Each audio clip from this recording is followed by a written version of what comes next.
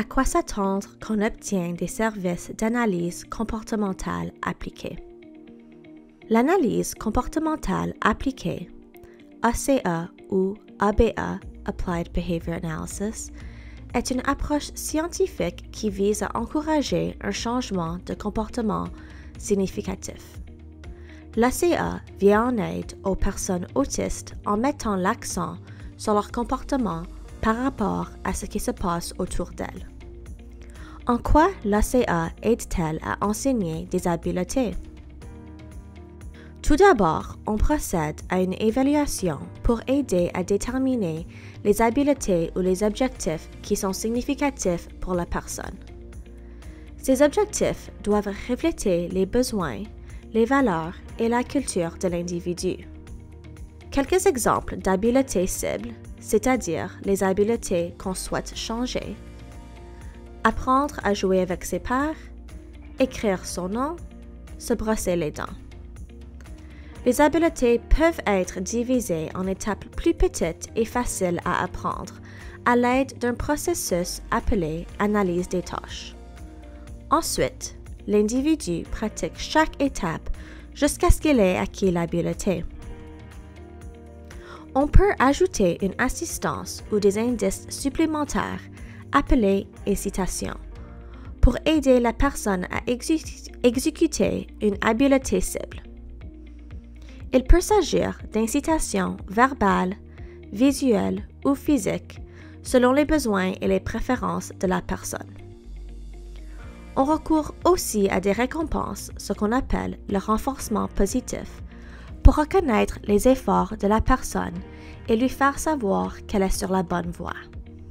Recours à l'ACA pour contrer les comportements perturbateurs ou nuisibles. Lorsqu'il ou elle aide une personne autiste à réduire les comportements perturbateurs ou nuisibles, les praticiens et praticiennes, appelés analystes du comportement, travaillent avec cette personne et sa famille pour évaluer les raisons sous-jacentes à ces comportements. À cette fin, il ou elle procède à une évaluation fonctionnelle du comportement. Par exemple, la personne peut essayer d'éviter quelque chose ou d'accéder à quelque chose.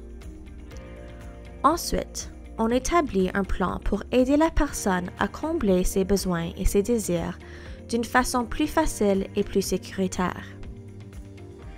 Avec votre consentement, les analystes du comportement peuvent également collaborer avec d'autres professionnels pour soutenir davantage l'apprentissage et le bien-être.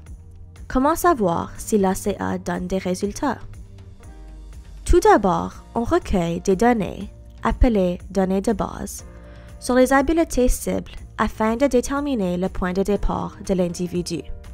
Ces données sont mises en graphique pour mieux visualiser les progrès de l'individu.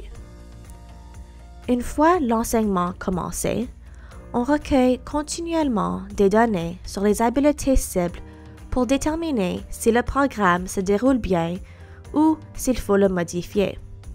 On peut adapter les programmes pour conserver les éléments qui fonctionnent et pour modifier ou changer ce qui ne fonctionne pas.